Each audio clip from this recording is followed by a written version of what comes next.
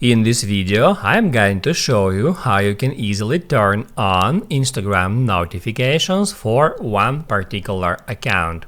If you don't want to miss a content from a specific Instagram user, you can turn on notifications for that particular user. Be sure to watch the video to the very end so you don't make any mistakes, and of course do not forget to like this video and subscribe to my channel.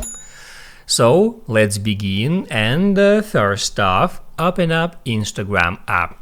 Then just go to someone's Instagram profile and then just hit at that bell icon at the very top. And that's where you can turn on notifications for that user's content.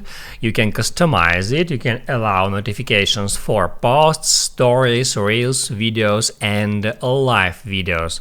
Just enable or disable any of that features. And of course, in the same way, you can customize notifications for any particular Instagram user that you want. Now you can write down in the comments below if you have any questions about that tutorial, and also I recommend you to check out my Instagram tutorials playlist, which you can easily find in the description. Hit the like button if you liked that video, and see you in the next one.